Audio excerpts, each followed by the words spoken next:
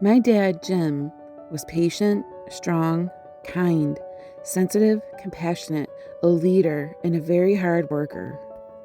He rarely missed a day of work in over 40 years. He spoke with a unique intensity and was very animated with his hands.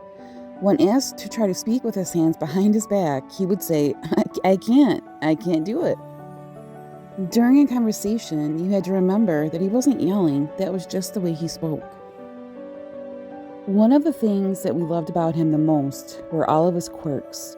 He always had a pocket knife, a flashlight, a back scratcher on hand at all times, as well as light bulbs and any size battery that you needed. And he kept those things in a gigantic shoebox that was always in arm's reach. We always knew to go to Dad whenever we needed any miscellaneous supply.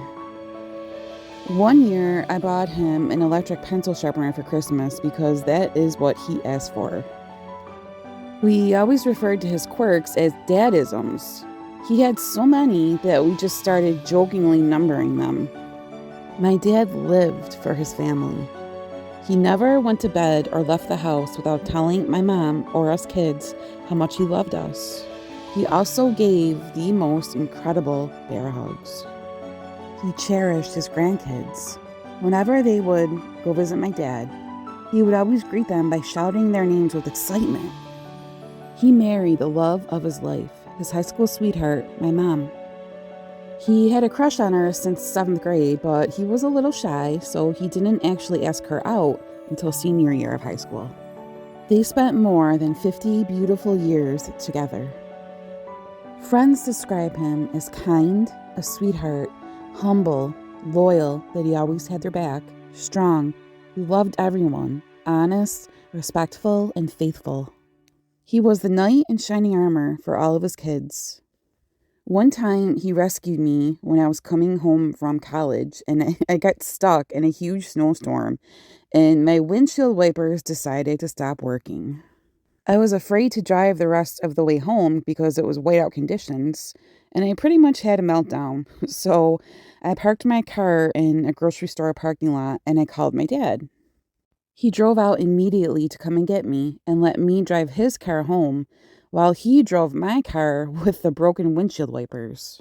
Now, the funny thing is, he brought with him a big push broom and stuck his hand out the window to wipe the snow off of the car while he kept the other hand on the steering wheel.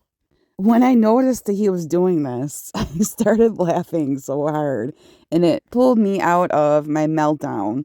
See, that's another thing my dad was really good at. He was good at making me laugh during difficult situations. He was a warrior in every sense of the word. He taught me how to be strong, resilient, kind, and compassionate by being all of those things himself. He always encouraged me, and he reminded me that when things get tough, to just keep punching.